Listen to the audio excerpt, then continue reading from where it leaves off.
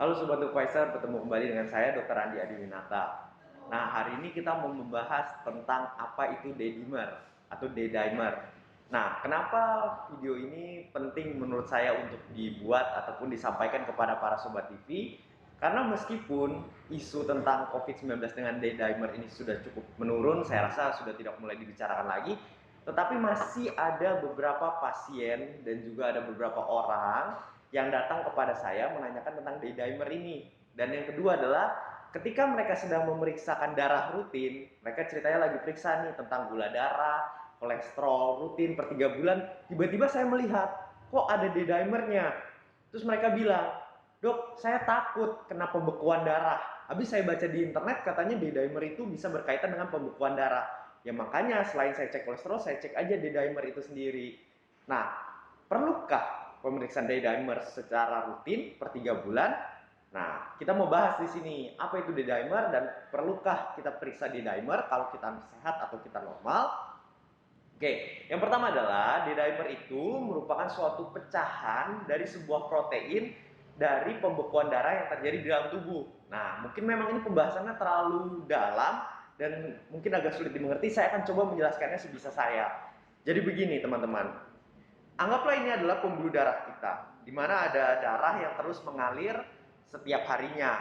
Nah, kemudian karena suatu keadaan, di sini kita terjadi luka di pembuluh darah kita. Pembuluh darah kita mengalami perlukaan.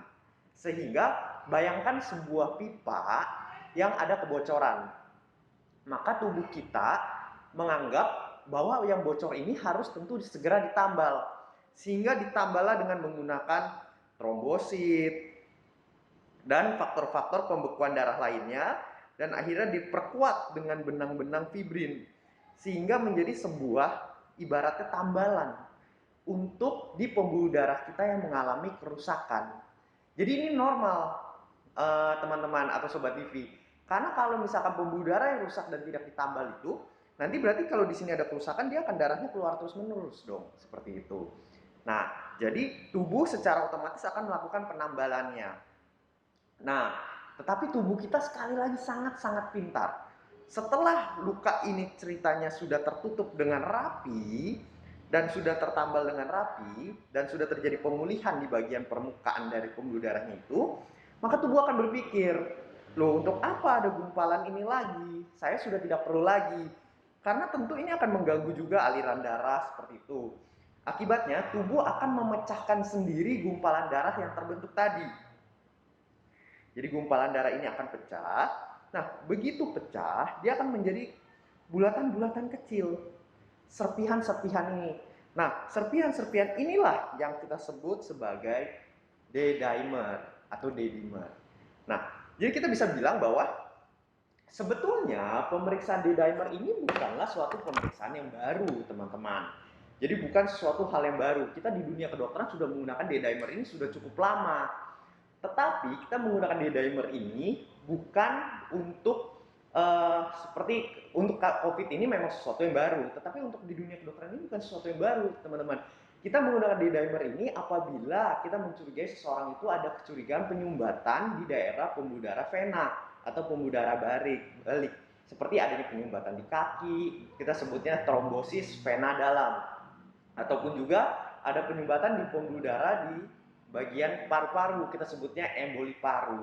Nah, karena tadi D-dimer itu merupakan pecahan dari penyumbatan yang terjadi di dalam pembuluh darah, maka secara tidak langsung, sekali lagi kata kuncinya, secara tidak langsung, kalau D-dimer tinggi, maka mungkin di dalam tubuh kita ada terjadi sumbatan-sumbatan yang cukup banyak yang sedang berusaha dihancurkan oleh tubuh manusia. Seperti itu. Nah, cuman kenapa ini menjadi penting pada saat pasien COVID-19? Pada pasien yang terinfeksi COVID-19, virus ini akan menyebabkan terjadinya kerusakan-kerusakan pada pembuluh darah dan meningkatkan kita sebutnya pengentalan darah atau koagulopati pada pasien-pasien dengan COVID-19 sehingga menyebabkan banyaknya timbulnya gumpalan-gumpalan di bagian pembuluh darah. Nah, sekali lagi tadi respon tubuh adalah harus menghancurkan gumpalan ini. Kalau nggak nanti tersumbat dong aliran darahnya. Sehingga pada pasien COVID-19 seringkali terjadi peningkatan D-dimer. Jadi D-dimer ini merupakan akibat, tapi bukan secara langsung, tapi karena COVID-nya menyebabkan penggumpalan ataupun kerusakan pembuluh darah, banyaknya terjadi gumpalan, gumpalan ini dipecahkan sehingga D-dimernya menjadi meningkat. Jadi penanda tidak langsung. Nah, memang saat ini untuk pasien dengan COVID-19 yang terutama gejala sedang dengan berat, pemeriksaan D-dimer ini sangat dianjurkan karena menentukan terapi lanjutannya bagi pasien dengan COVID-19 ini. Oke, nah jadi nilai normal D-dimer sendiri sekitar kurang dari 500 nanogram per mililiter atau kurang dari 0,5 mikrogram per mililiter. Jadi di bawah itu. Nah, tapi teman-teman perlu sadar bahwa D-dimer ini sendiri bisa meningkat pada kondisi bukan COVID. Jadi tidak ada tempatnya untuk D-dimer ini diperiksa secara rutin, teman-teman. D-dimer ini bisa meningkat pada keadaan infeksi, pada keadaan pasien dengan stroke, bahkan pada orang-orang yang merokok dan juga sedang hamil. Nah, dan juga pada pasien-pasien yang sedang mengalami perdarahan atau mengalami perlukaan atau mengalami keganasan atau kanker, dan juga terpenting ada sumbatan pembuluh darah. Jadi, D-dimer ini tidak digunakan untuk rutin, kecuali kita menggunakan D-dimer ini misalkan seorang pasien datang dengan kakinya bengkak. Kita curiga bahwa ini bengkaknya karena penyumbatan di pembuluh darah baliknya. Maka saya periksakan D-dimer.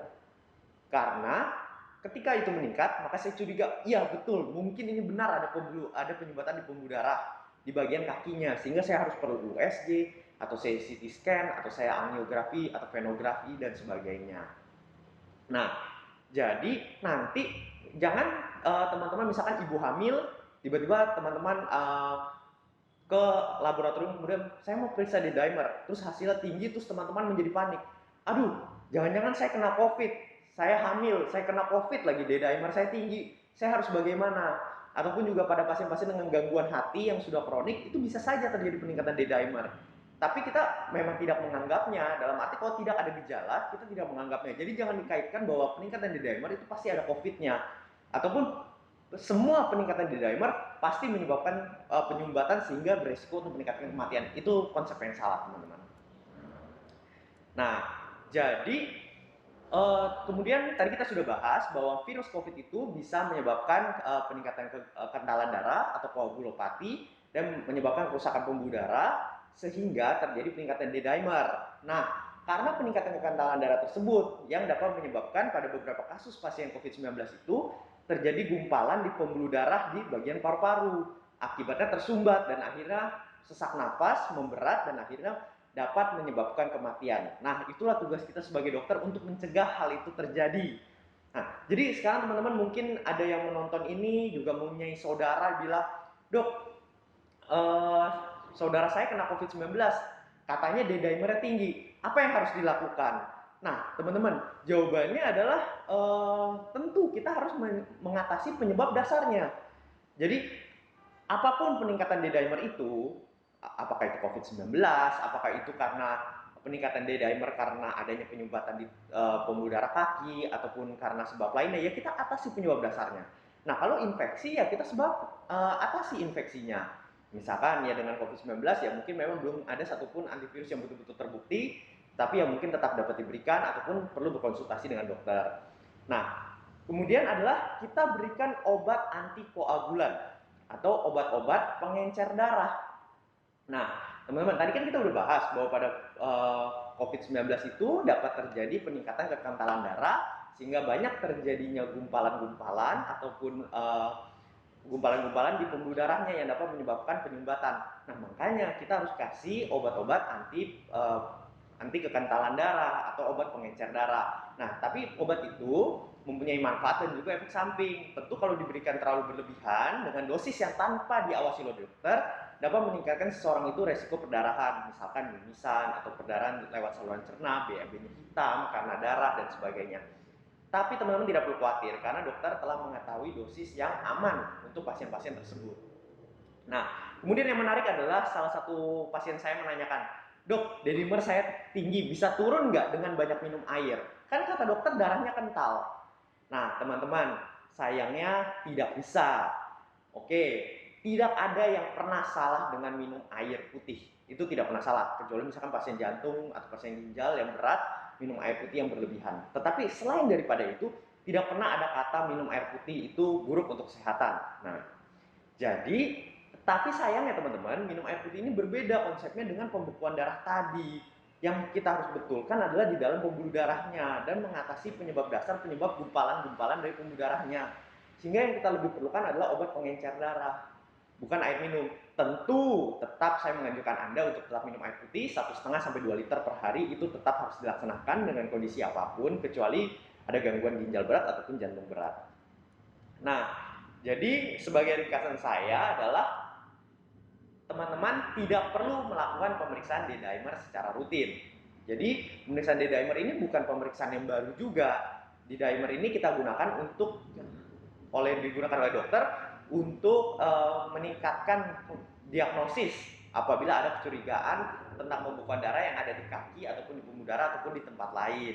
Tapi selain daripada itu, kita tidak menggunakannya. Kenapa? Karena D-dimer ini bisa meningkat juga pada keadaan infeksi, merokok, bahkan pada ibu hamil yang sangat-sangat normal.